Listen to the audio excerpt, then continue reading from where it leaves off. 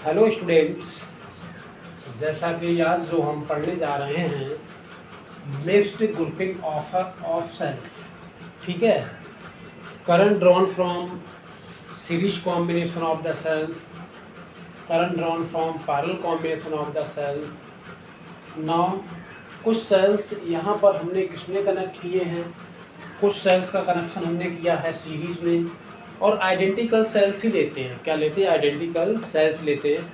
हालांकि अलग अलग डिफरेंट ईएमएफ के भी आप सेल ले सकते हैं, लेकिन वहाँ पर दिक्कत क्या हो जाएगी, फिर आपका कैलकुलेशन थोड़ा सा टफ हो जाएगा। ओके, तो हमने कितने आइडेंटिकल सेल्स लिए हैं? ये एन आइडेंटिकल सेल्स लिए, जो एन आइडेंटिकल सेल्स किसमें कनेक्टेड है? पैरेलल में। भाई ई एम एफ आइडेंटिकल्स का मैं आपको मतलब बता ही चुका हूँ। आइडेंटिकल्स मीन्स होता है जिन सेल्स का ईएमएफ और जिन सेल्स का ईएमएफ और क्या सेम हो, इंटरनल रेजिस्टेंस सेम हो। जिन सेल्स का ईएमएफ और इंटरनल रेजिस्टेंस सेम हो उन्हें हम आइडेंटिकल सेल्स कहते हैं। तो एन सेल्स का हमने किसमें कनेक्ट किया है? किए हैं ये सीरीज में। इसके बाद एम और ये एन सेल्स हमने यहाँ से यहाँ तक कितने सेल्स कनेक्ट किए हैं? इस रो में एन सेल्स कनेक्ट किए हैं। और ये किसमें कनेक्ट है? They are connected in series. और इसी तरह के हमने कितने रोज बना लिए हैं? एम रोज बना लिए हैं। कहने का मतलब ये है एन सेल्स को हमने सीरीज में पहले कनेक्ट किया, एक लाइन बनाई सीरीज में, एन सेल्स को एन आइडेंटिकल सेल्स को हमने कनेक्ट करके क्या बनाया? एक ब्रांच बना लिया, ठीक है। एक ब्रांच हमने तैयार कर लिया, और उसी तरह के एम ब्रांचेस को हमने किसमें कनेक्ट कर दिया? किसमें कनेक्ट कर दिया? उसी तरह के एम ब्रांचेस को हमने पैरेलल में कनेक्ट कर दिया, है ना जी। पैरेलल में एम रोज को पहली रो में एन सेल सीरीज में है, और उसी एक रो के हमने कितने रोज बना लिए? एम रोज बना लिए। कहने का मतलब एक सेल में वन जो आपका वन रो है उसमें कितने 10 सेल कनेक्टेड हैं, और हमने कितने रोज बनाए हैं पैरेलल में? उसके 110 रोज और बना लिए। तो टोटल हमारे कितने सेल्स हो गए भाई? एक में कितने कनेक्टेड? 10, और 10 हमने रोज बना लिए। तो कितने नंबर ऑफ सेल्स हो गए? टोटल नंबर ऑफ सेल्स हो गए हमारे 100, ठीक है। तो वही यहाँ पर लिखा हुआ है, in this combination a certain number of identical cells are joined in series. In this combination, इस तरह के कॉम्बिनेशन में कुछ सेल्स किसमें ज्वाइन होते हैं? सीरीज में। एंड ऑल सच रोज, और इसी तरह की हमने कुछ रोज को किसमें कनेक्ट कर लिया? पैरेलल में कनेक्ट कर लिया। तो इस तरह का कॉम्बिनेशन मिक्स्ड ग्रुपिंग कॉम्बिनेशन कहलाता है। कितने सेल्स हमने सीरीज में कनेक्ट किए हैं? N cells. तो एन सेल्स का एक सेल का ईएमएफ हमारा, वन सेल का ईएमएफ कितना है? ई। तो एन सेल का ईएमएफ क्या हो जाएगा? N E. अच्छा, वन सेल का इंटरनल रेजिस्टेंस कितना है? आर। तो एन सेल्स का क्या हो जाएगा? N R. और कितने रोज बनाए गए इसी तरह के पैरेलल? इसी तरह के कितने पैरेलल रोज बनाए गए? एम। तो एन आर अपॉन एम। तो इसका इक्विवेलेंट सर्किट कुछ इस तरह से हमने यहाँ पर बना लिया। और इससे इन सेल से ड्रॉ होने वाला टोटल करंट हमारे पास कितना? आई, ठीक है। इन सेल से ड्रॉ होने वाला टोटल करंट हमारे पास कितना? आई। फिर से एक बार, हमने कितने सेल सीरीज में कनेक्ट किए? एन। एक सेल का ईएमएफ कितना है? ई। तो ये टोटल ईएमएफ हो जाएगा। फिर उन्हीं रोज को हमने किसमें कनेक्ट किया? पैरेलल में। और पैरेलल में ईएमएफ कभी चेंज होता नहीं है। तो ईएमएफ कितना रहेगा? कैपिटल आर के अक्रॉस एन ई रहेगा, ठीक है। जो सीरीज में एक रो के लिए आया है वही सबके लिए रहेगा, क्योंकि ईएमएफ इन टू टर्मिनल्स पे डिपेंड करता है, और इन टू टर्मिनल्स के बीच ये वन रो का ईएमएफ आएगा। अच्छा, फिर हमारे पास कितने सेल? एन सेल हैं। इन एन सेल्स को हमने किसमें कनेक्ट किया है? सीरीज में।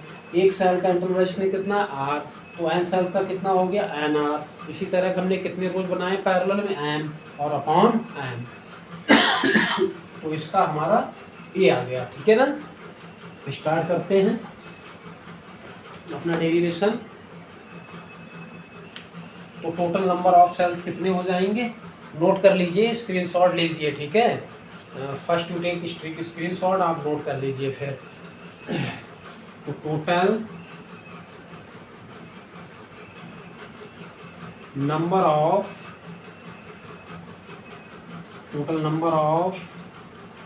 cells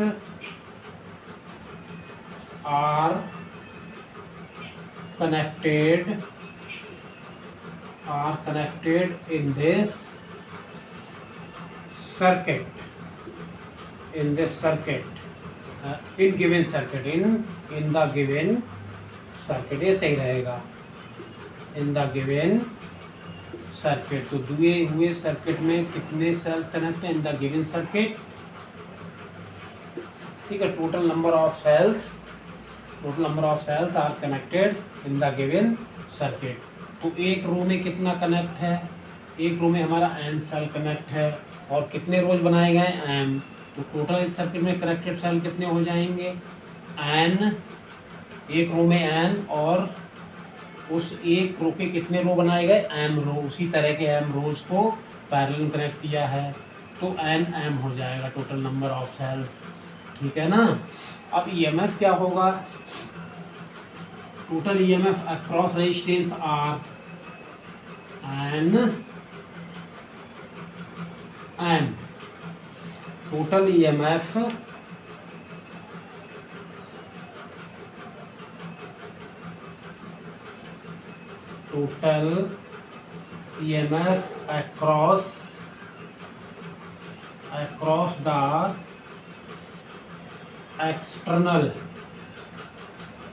across the external resistance R, external resistance R के अक्रॉस टोटल EMF हमारा क्या हो जाएगा NE होगा, क्योंकि पैरेलल में EMF कभी चेंज नहीं होता है। तो ये हमारा हो जाएगा N, this is NE, clear. अब हमें total internal resistance of the circuit, तो यहाँ पर नोट करेंगे टोटल इंटरनल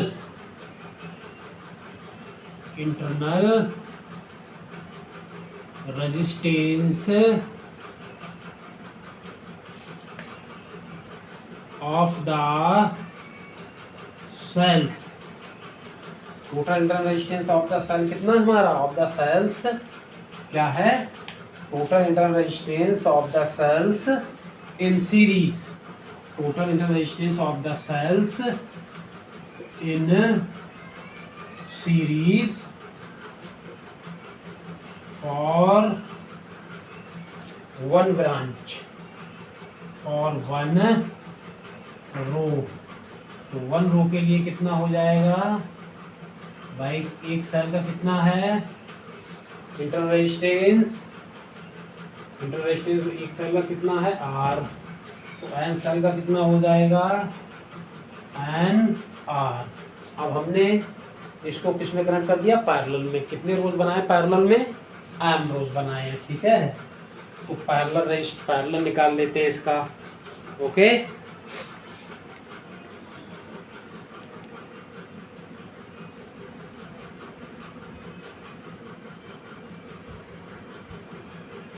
ठीक है ना, नोट कर लीजिए, स्क्रीनशॉट लेकर स्क्रीनशॉट लीजिए आप लोग, इतना नोट कर लें। अब मैं आगे स्टार्ट करता हूं।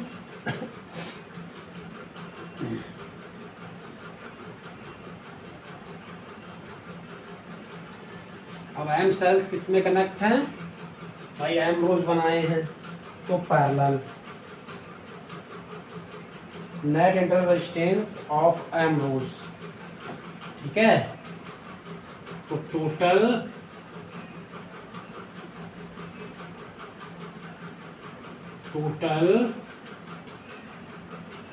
Internal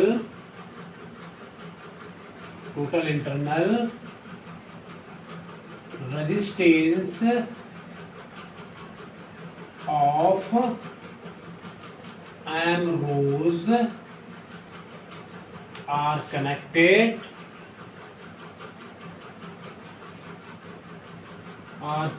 in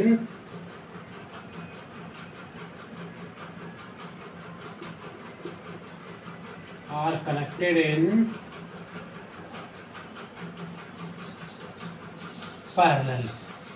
clear? Total inter resistance of M cells, ये एम सेल्स हमने किसमें कनेक्ट करे हैं?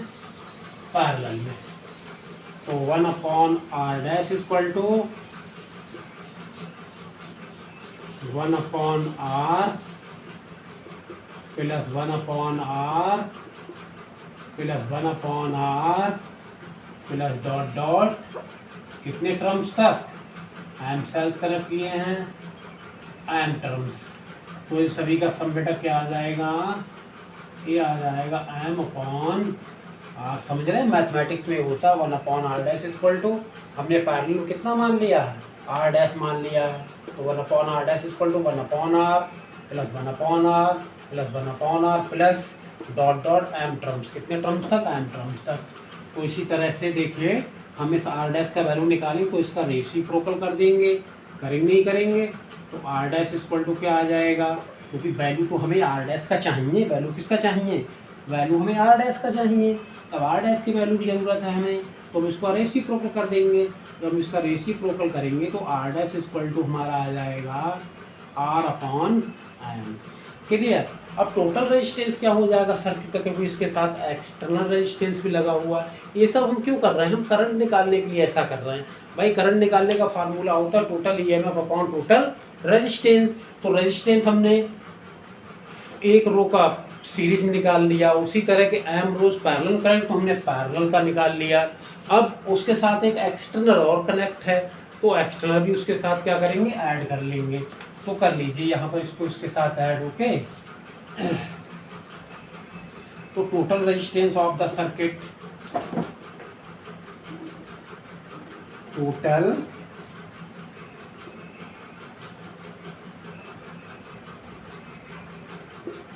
Resistance of the circuit. तो टोटल रेजिस्टेंस देखिए सर्किट का क्या हो जाएगा हमारा? टोटल रेजिस्टेंस जो सर्किट का होगा वो क्या होगा?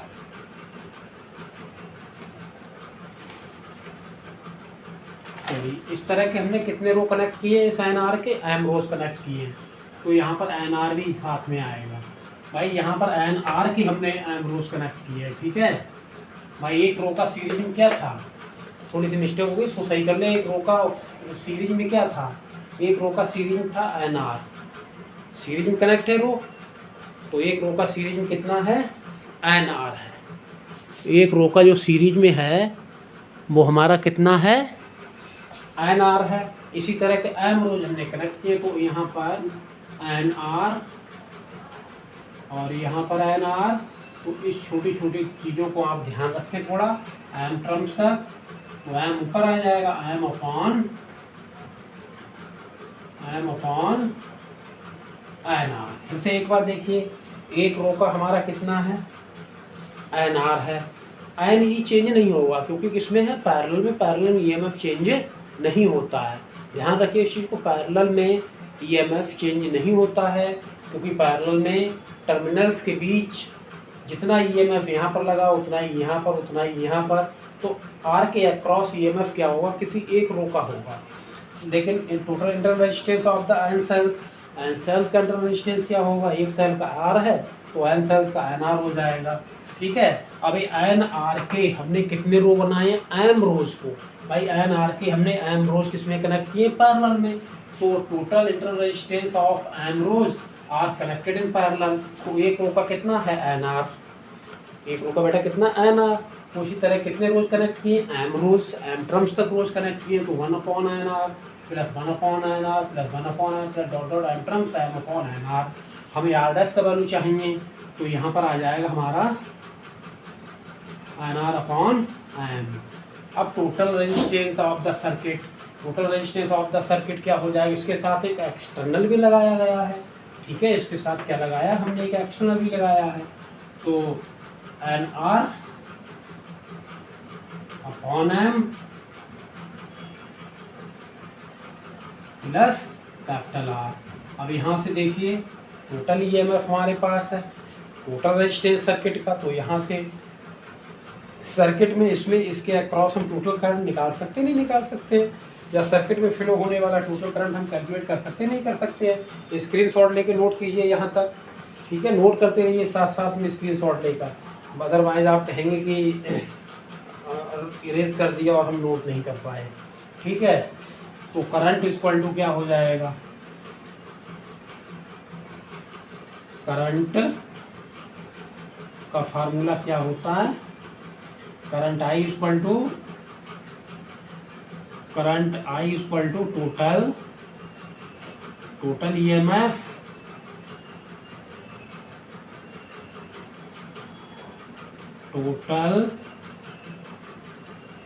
EMF upon total resistance.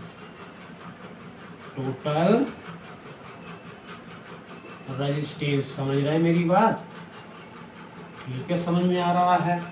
तो भाई यहाँ पर टोटल ईएमएफ कितना है हमारा, एन ई है, और टोटल रेजिस्टेंस क्या है, एन आर अपॉन एम और प्लस कैपिटल आर,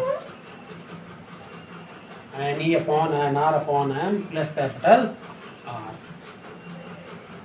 इसको थोड़ा सा अलग कर दें आप, इस तरह से डायग्राम अलग रखिए।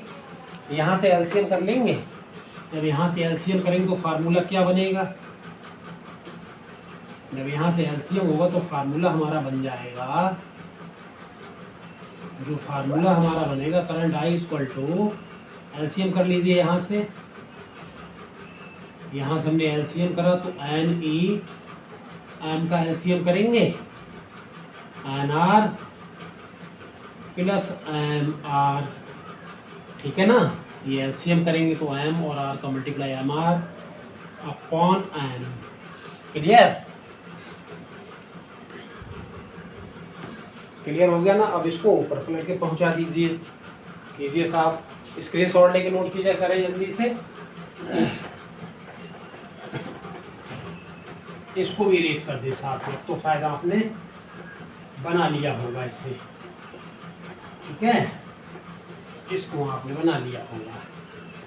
तो ये आ रहा है हमारा, ये है, ऊपर पलट दीजिए, I equal to M E upon M E upon N R plus M R, ठीक है। तो हमारा मैक्सिमम करंट कब निकलेगा, वही मैक्सिमम करंट हमारा तभी होगा जितना कम ए होगा, जितना कम इसका डिनोमिनेटर होगा उतना ही मैक्सिमम करंट होगा। यही कंडीशन, जितना कम इसका डिनोमिनेटर होगा उतना ही इसमें मैक्सिमम करंट होगा। तो इसका डिनोमिनेटर हमें कम करना है, तो कम करने के लिए यहाँ पर पॉजिटिव, इसको यहाँ पर क्या बनाना हमें, नेगेटिव। तो आराम देखिए, N R equal to plus M R, mathematics अब यहाँ से यूज होगा, प्योर वाला मैथमेटिक्स। इसको परफेक्ट स्क्वायर बना दीजिए, ठीक है, इसको परफेक्ट स्क्वायर आप बना दें, और यहाँ पर इसको देखिए परफेक्ट स्क्वायर बनाएंगे तो ये फार्मूला कुछ इस तरह से हो जाएगा, अंडर रूट एन आर, इसको पहले रख लेंगे हम, एम आर को पहले M R under root minus root N R, ठीक, और इसका हमने बना दिया होल स्क्वायर। भाई यहाँ पर हम भाई रूट में इसको लिखा जा सकता, नहीं लिखा जा सकता, यहाँ पर केवल वैसा इसको रूट में, और प्लस आ गया minus, plus 2 under root M R into N R. इसका परफेक्ट स्क्वायर बनाइए, यही बनेगा, देखिए, पहले का स्क्वायर दूसरे का स्क्वायर, दोनों की मल्टीप्लाई का, यहाँ पर माइनस आएगा, जितना माइनस आएगा उतना ही प्लस। परफेक्ट स्क्वायर बनाने के लिए हम क्या करेंगे, इतना तो ऐड कर देंगे, ठीक है, ये हमने ऐड कर दिया,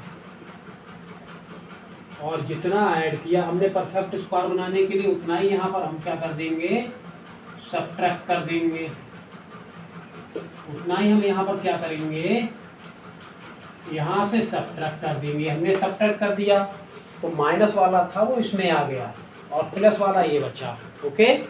क्लियर मैथमेटिक्स है, आपने पढ़ा होगा क्लास 10th में। तो यहाँ पर परफेक्ट स्क्वायर हमने बना लिया। क्यों बनाया परफेक्ट स्क्वायर? क्योंकि जितना वैल्यू इसका कम होगा उतना ही हमें यहाँ पर फायदा मिलेगा। ठीक है, तो हम क्या करते हैं, देखिए नोट करते रहिए साथ साथ में से। तो इसका वैल्यू क्या होना चाहिए? इसका वैल्यू नेगेटिव तो होगा नहीं, इसका वैल्यू क्या होगा? पॉजिटिव ही होगा। तो इसका वैल्यू जब पॉजिटिव होगा तो हम इसकी वैल्यू क्या रख सकते हैं? 0 बराबर रख लें। ठीक है, इसको हम जितना कम होगा उतना कम बनाएंगे। तो इसको क्या करेंगे? इफ, हाँ यहाँ पर लिखिए for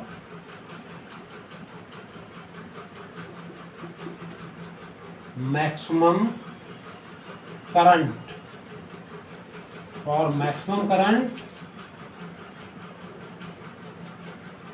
MR plus NR should be minimum। तो भाई ये क्या होना चाहिए? इसके यहाँ से मैक्सिमम करंट के लिए ये मिनिमम होना चाहिए, और मिनिमम कंडीशन हम बना चुके हैं। तो इसकी वैल्यू नेगेटिव तो होगी नहीं, तो इसको हम किसके इक्वल रख लेंगे? 0 के बराबर। शुड बी मिनिमम, मिनिमम तभी होगा जब इसको 0 बराबर रखेंगे। तो यहाँ पर देखिए MR माइनस ये NR,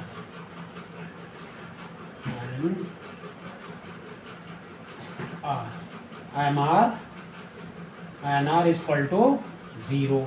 इसको इस तरफ ले जाएंगे तो ये किसका हो जाएगा? प्लस का हो जाएगा।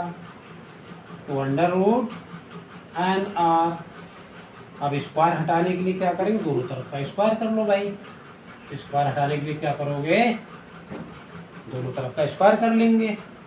स्क्वायरिंग बोथ साइड्स, हमारा मेन पर्पज इसकी वैल्यू निकालना है। स्क्वायरिंग बोथ साइड्स, ठीक है, दोनों तरफ का स्क्वायर करेंगे। स्क्वायर से रूट का साइन गायब, तो हमारा क्या आ जाएगा? MR, क्योंकि स्क्वायर करने से रूट गायब हो जाता है। Squaring both sides, MR equal to NR। हमें वैल्यू चाहिए, एक्सटर्नल रेजिस्टेंस का वैल्यू हमें निकालना है। तो NR upon M, NR upon M। भाई एक्सटर्नल रेजिस्टेंस किसके इक्वल होना चाहिए? External resistance should be equal to the total internal resistance of the circuit. Maximum current के लिए हमारा जो एक्सटर्नल रेजिस्टेंस जो हम लगाएंगे, it is should be equal to total internal resistance of the sales. भाई टोटल इंटरनल रेजिस्टेंस यही तो आ रहा है। स्क्रीनशॉट लीजिए, हो गया स्क्रीनशॉट, नोट कीजिए। ठीक है, अब यहाँ पर लिख लो यहाँ पर। ठीक है, तो हेंस दैट इज वाई, ऐसे लिख लो, that is Y for maximum current, that is why for maximum current, that is why for maximum current external, for maximum current external resistance, external resistance should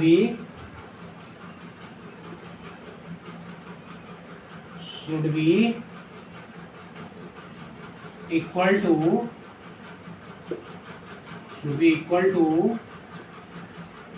total internal resistance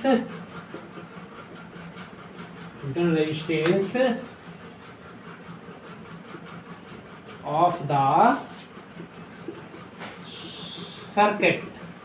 ठीक है, that is Y for maximum current के लिए external resistance क्या होना चाहिए? Circuit के internal resistance, total internal resistance के equal होना चाहिए। भाई सर्किट का टोटल इंटरनल रेजिस्टेंस इतना ही तो आ रहा है। अगर हम सर्किट में एक्सटर्नल रेजिस्टेंस की जगह पे इतना हम रेजिस्टेंस यूज करें, जितना सर्किट का क्या है मैक्सिमम रेजिस्टेंस है तो हमें क्या मिलेगा, जितना सर्किट का टोटल रेजिस्टेंस है तो हमें क्या मिलेगा, मैक्सिमम करंट मिल जाएगा। तो यही कंडीशन हमें निकालनी है। ठीक है, कहीं पर कोई क्यूरी हो, प्रॉब्लम हो तो पर्सनल नंबर पे आप व्हाट्सअप करें। Thank you.